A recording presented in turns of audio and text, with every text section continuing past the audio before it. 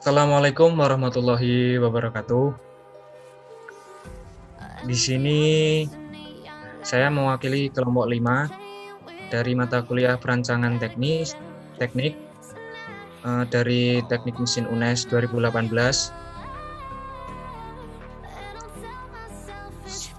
yang akan mempresentasikan tentang mesin Eco Combustion Chamber. Sebelumnya saya berterima kasih kepada dosen pengampu kami, Bapak Widya Aryadi, STM Engineering, dan Bapak Kriswanto, SPD MT. Izin memperkenalkan diri terlebih dahulu. Nama saya Ahmad Rosikin dengan NIM 5211418019. Selanjutnya Niko Pratama Rivero dengan NIM 5211418020 dan Ahmad Zuri 5211418021. Baik, langsung menuju pada latar belakang. Yang melatar belakangi pembuatan mesin Eco Combustion Chamber ini yaitu maraknya masker di Indonesia. Karena sejak bulan Desember tahun 2019 Indonesia terkena wabah pandemi Corona atau COVID-19. Pada banyaknya pemakaian masker ini, sampah dari masker tersebut banyak tercecer dan tidak dimanfaatkan. Jadi, selain mengolah menjadi sesuatu yang bermanfaat atau produk yang bermanfaat, juga mendaur ulang sampah atau recycle dapat menjadi obat lingkungan atau untuk memperelok lingkungan agar terhindar dari sampah atau virus yang lain.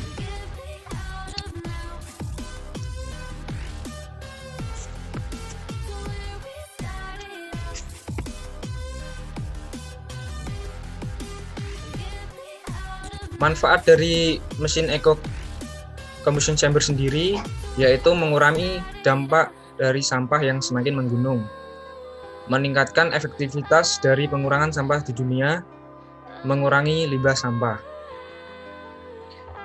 Eco Combustion Chamber ini atau ECC merupakan alat yang dapat mengubah atau mengolah limbah plastik menjadi campuran bahan bakar minyak menggunakan metode pirolisis.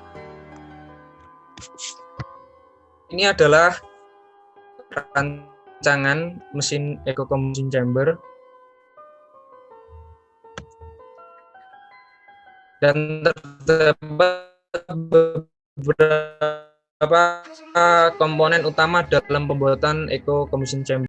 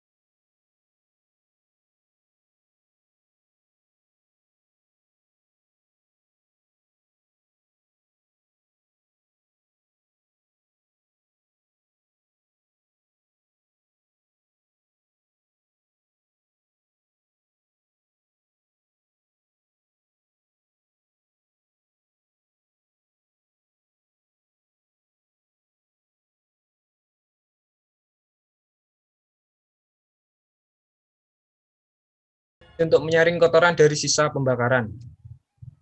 Selanjutnya adalah termokouple yang memiliki fungsi untuk membaca atau mengendalikan suhu yang digunakan pada saat dilakukan proses pirolisis. Selanjutnya adalah pressure gauge, berfungsi untuk mengukur dan mengontrol tekanan pada proses pirolisis. Dan selanjutnya adalah kertas lakmus yang berfungsi untuk menyaring minyak hasil proses pirolisis agar terbebas dari kotoran. Selanjutnya adalah gas LPG yang berfungsi sebagai sumber energi pada proses pirolisis. Selanjutnya ada selang regulator yang berfungsi untuk mengalirkan dan menstabilkan tekanan yang keluar dari tabung, dan selang berfungsi mengalirkan gas dari tabung gas menuju burner. Terima kasih, itu sekilas presentasi dari saya, dan kemudian akan dilanjutkan oleh kelompok saya, oleh kelompok kami. Terima kasih. Wassalamualaikum warahmatullahi wabarakatuh. Baiklah, di sini saya akan menjelaskan mekanisme kerja dari Echo Combustion Chamber atau yang sering disebut ECC. ECC merupakan alat yang menggunakan metode pirolisis. Sejatinya kita mengetahui bahwa dalam pengolahan sampah terdapat tiga metode, yaitu pirolisis, thermal cracking, dan katalitik. Tetapi kita memilih pirolisis karena pirolisis dirasa paling efektif dan efisien, sehingga mengurangi biaya produksi. Alasan kita memilih metode pirolisis adalah seperti itu. Lalu bagaimana cara kerja dari alat Echo Combustion Chamber ini? Yang pertama, bahan baku dimasukkan ke dalam tabung reaktor. Lalu proses pembakaran dengan bahan bakar gas dilakukan dengan bantuan blower agar hasil pembakaran lebih sempurna. Di sini alat bantunya bukan hanya blower ya dalam pembakaran ini, tetapi terdapat alat bantu yaitu thermocouple dan pressure gauge, di mana kedua alat ini berperan untuk mengukur sekaligus mengontrol suhu dan tekanan yang ada dalam reaktor, sehingga reaktor tidak memiliki suhu yang berlebihan maupun tekanan yang berlebihan yang mengakibatkan pada kecelakaan kerja seperti itu. Uap hasil pembakaran bahan baku akan mengalir melalui pipa menuju tabung kondensor dan terjadi pendinginan. Asas dari mekanisme kerja dari Echo Combustion Chamber ini adalah kondensasi. Kondensasi ialah perubahan wujud benda ke wujud yang lebih padat. Jadi gas tadi dipirolisiskan atau dikondensasikan gitu kan di dalam tabung kondensor. Dalam tabung kondensor ini kenapa bisa terjadi yang namanya kondensasi ini gitu kan, dari perubahan wujud dari gas menuju ke cair? Itu karena kondensor itu bukan hanya seperti tabung saja ya, tapi kondensor itu memiliki, ya memang tabung, tapi memiliki pipa di dalamnya untuk mengalirkan uap tadi, di mana terdapat rongga dalam tabung itu. Di luar dari pipa, tapi di dalam dari tabung tersebut terdapat rongga, sebuah rongga ini nantinya akan diisi oleh air. Kenapa kok perlu diisi oleh air gitu ya? Air itu agar uap hasil pembakaran tadi memiliki suhu yang lebih rendah. Ketika suhunya lebih rendah, maka gas tadi akan berubah dari gas menuju ke padat. Yang lebih padat. Padat di sini kita bukan berbicara tentang solid saja ya, tetapi liquid. Liquid juga lebih padat daripada gas. Setelah itu cairan yang keluar dari proses kondensasi disaring menggunakan kertas lakmus gitu kan. Kenapa kok perlu kertas lakmus gitu kan? Sejatinya terdapat filter dalam pipa ketika pembakaran tadi ya. Kenapa kok perlu disaring lagi gitu kan? Karena kita ingin memastikan hasil dari ECC ini benar-benar bersih gitu kan, benar-benar tanpa adanya kotoran. Makanya di proses penyaringan 2 kali, yaitu ketika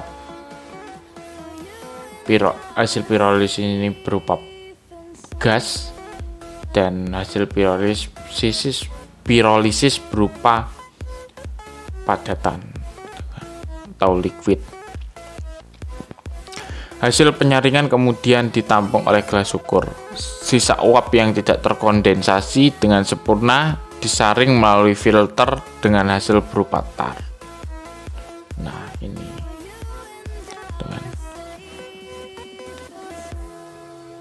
Lalu di sini terdapat simulasi dari mekanisme kerja ECC.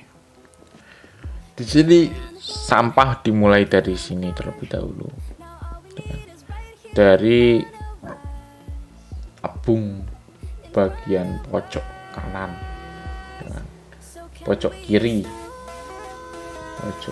bawah. Di sini sampah dibakar. Hasil dari pembakaran tersebut akan difiltrasi akan difilter ya. Jadinya ketika dia masih berupa gas dia akan difilter agar lebih bersih lagi.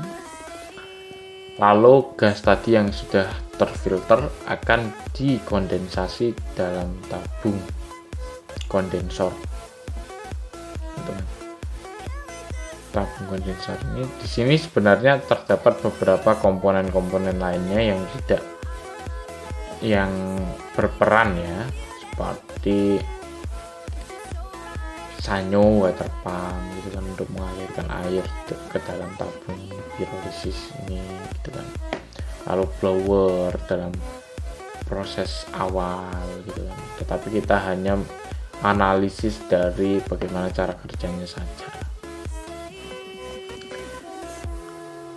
Gas tadi yang telah difilter akan dikondensasi dalam tabung kondensor sehingga menghasilkan minyak minyaknya lalu difilter lagi sehingga minyak tersebut lebih bersih gitu. Sebenarnya kita mungkin bertanya-tanya gitu kan, tentang apa sih hasil dari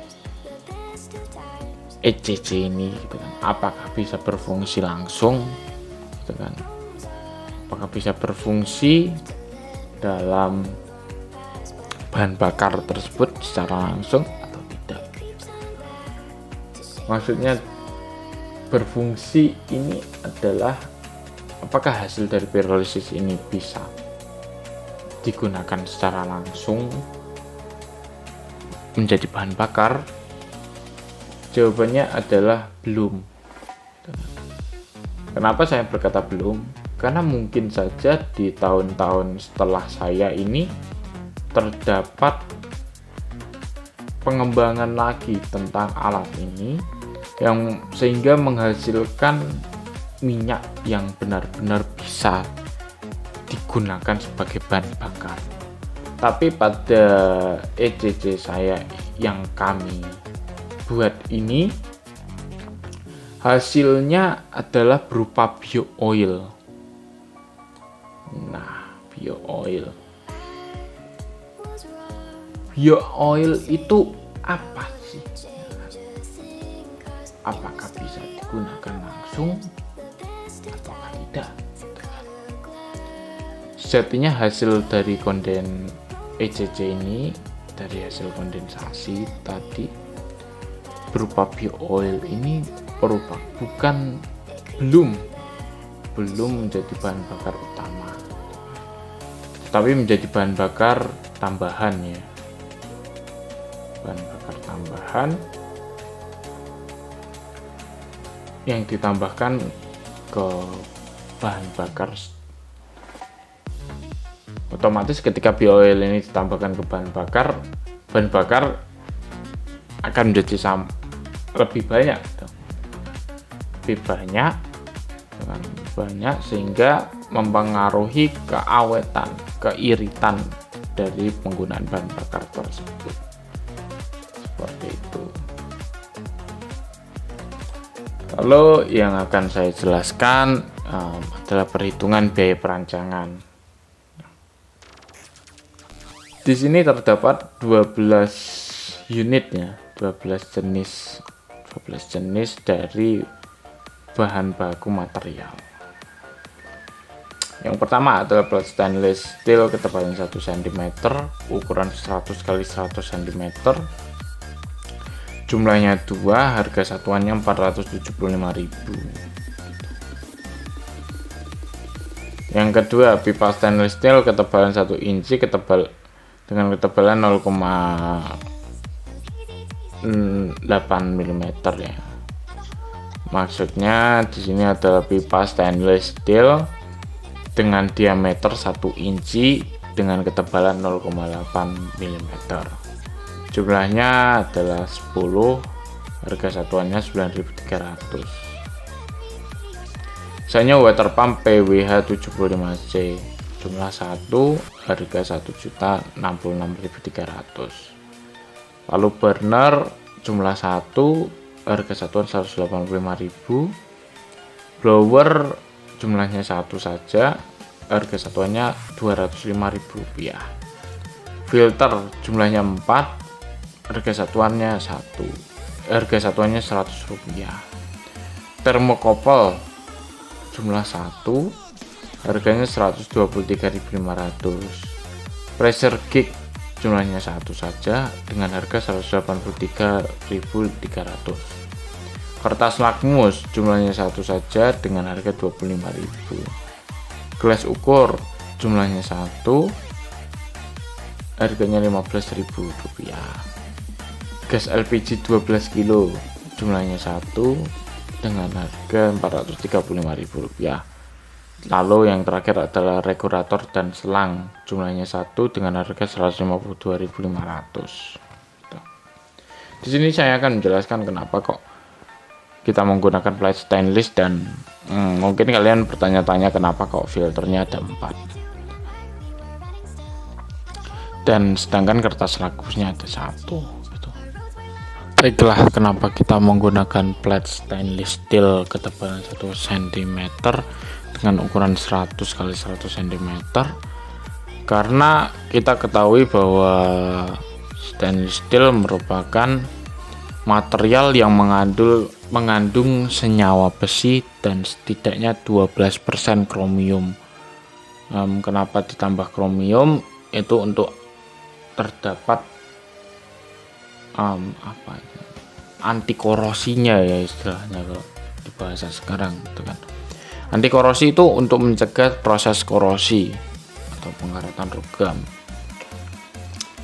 Kemampuan tahan karat diperoleh dari terbentuknya lapisan oksida kromium yang menghalangi proses oksidasi besi. Jadi kenapa kita menggunakan material plat stainless steel ini? Karena sejatinya plat stainless ini dirasa memiliki ketahanan korosi yang cukup gitu kan, untuk menahan korosi yang diakibatkan karena bersentuhan gitu kan, bersentuhan dengan gas maupun liquid dari pirolisis dari alat ECC tadi. Lalu di sini kenapa kita menggunakan filter dengan jumlah yang cukup banyak ya, 4 gitu kan. Filter itu, dan sekaligus saya jelaskan kenapa kok menggunakan kertas lakmus hanya jumlahnya 1 gitu kan. Filter, kenapa kita menggunakan 4 gitu kan. Jumlahnya cukup banyak ya, gitu kan. Padahal yang dibutuhkan cuma 1 saja gitu.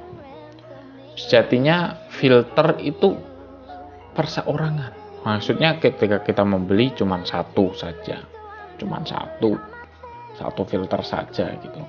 Sedangkan kertas lakmus ketika kita beli tidak hanya 1 lembar saja, tetapi mungkin ada 50 lembar gitu kan dalam 1 pack gitu kan.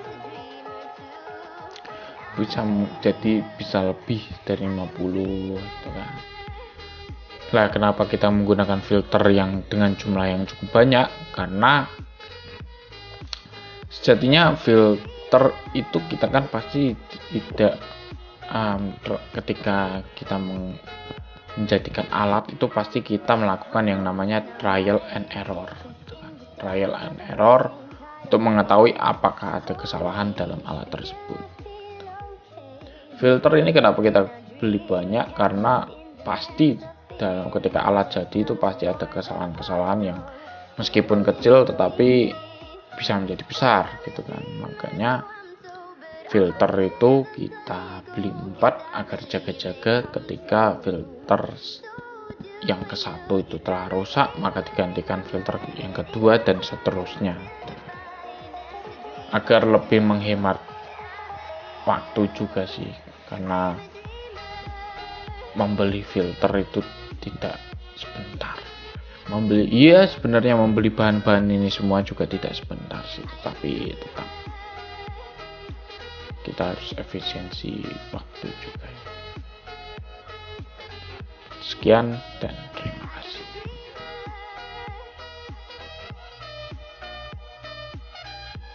Nah,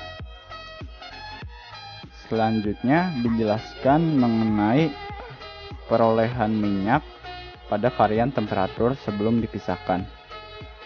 Pada temperatur 250 derajat Celcius, itu diperoleh sebesar 24,52% sampah PP terurai. Sementara pada sampah LDPE itu sebesar 20,74%. Pada temperatur 300 derajat Celcius, diperoleh sebesar 39,92% sampah PP terurai menjadi minyak.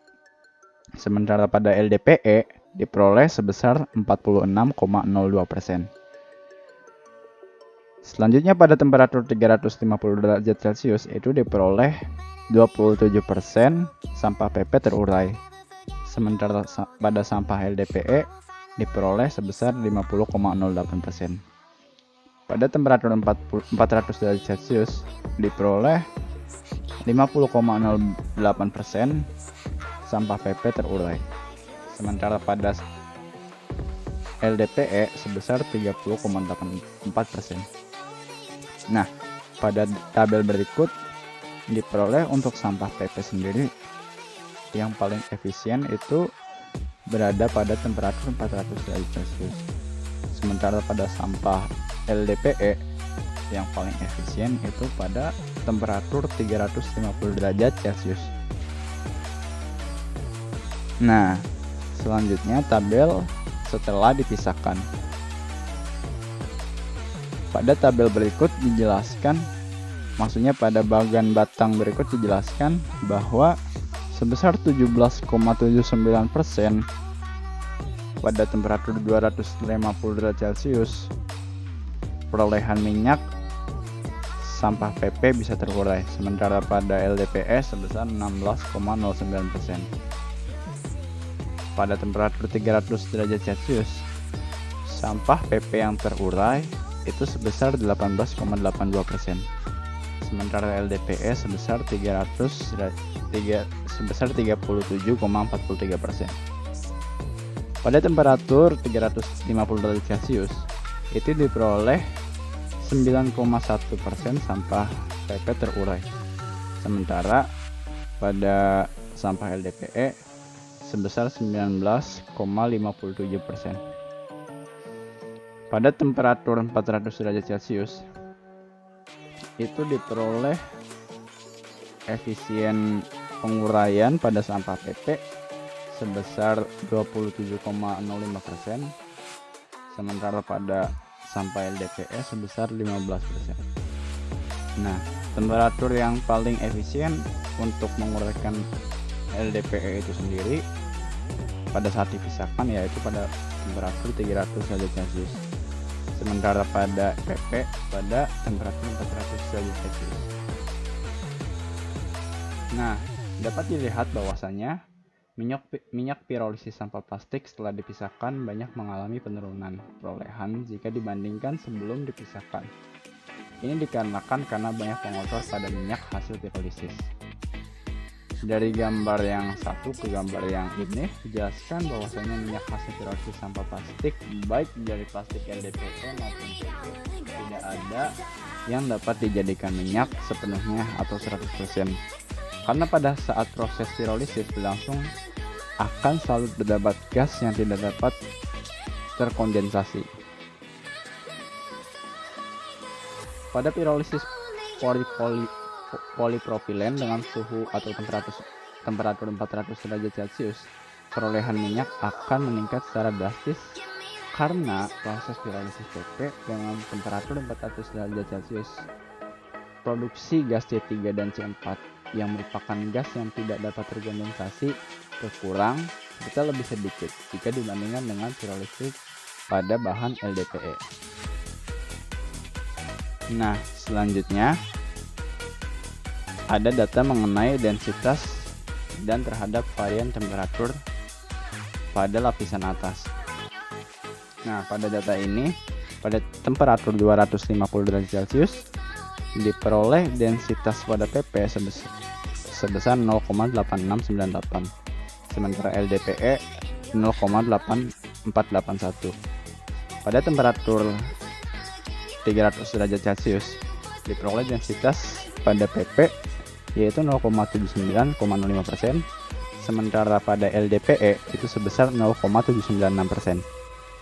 Nah, pada temperatur 350 derajat Celcius diperoleh densitas pada PP sebesar 0,8349, sementara pada LDPE 0,8417. Pada temperatur 400 derajat Celcius diperoleh densitas PP sebesar 0,8128, sementara pada LDPE sebesar 0,8429. Nah, dari data itu dapat dijelaskan bahwasannya densitas minyak hasil pirolisis mendekati solar dan minyak tanah. Minyak hasil pirolisis dari plastik PP memiliki nilai densitas yang mendekati minyak tanah diperoleh pada temperatur 300 derajat Celcius dan 400 derajat Celcius. Sedangkan mendekati densitas solar pada temperatur 250 derajat Celcius dan 350 derajat Celcius. Perbedaan densitas antara minyak hasil pirolisis PP dan dengan LDPE dikarenakan oleh bahan bakunya sendiri, di mana plastik PP memiliki densitas sebesar 0,85 gram per mili, sedangkan pada plastik LDPE memiliki densitas sebesar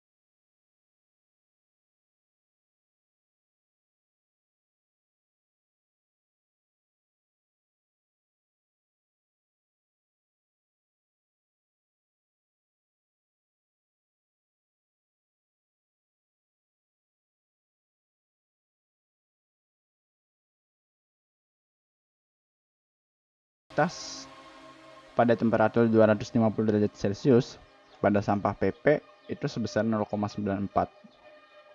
Sama halnya pada sampah LDPE sebesar 0,94 juga. Pada temperatur 300 derajat Celcius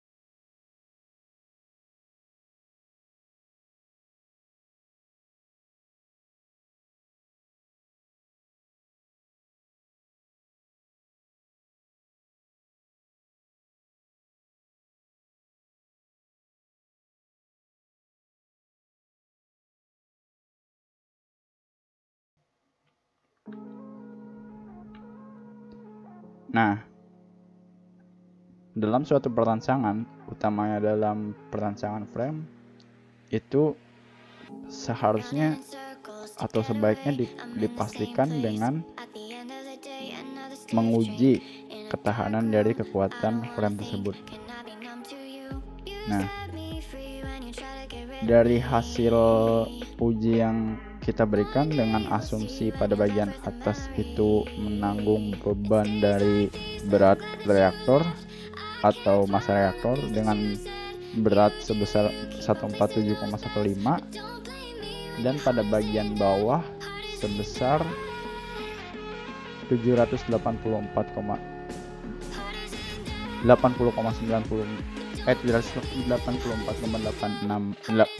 Newton dengan beban dari gas 12 kg sebesar 12 kg, pompa penampung yang totalnya menjadi 80 kg.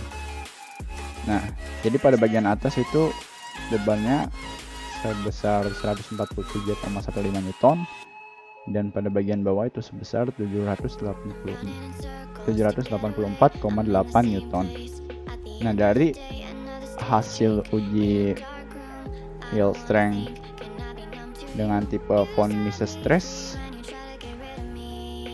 diperoleh data sebagai berikut. Nah, uji ini menggunakan pendekatan software menggunakan software Autodesk Inventor 2021. Dari hasil dapat disimpulkan bahwa frame yang kita gunakan atau dirancang itu sudah aman. Terlihat bahwa distribusi tegangan itu tidak ada yang merah dan semuanya berarti sudah aman dalam pendekatan analisis software menggunakan finite element analysis. Nah, untuk desain dari Safe Echo Chamber sendiri itu sebagai berikut.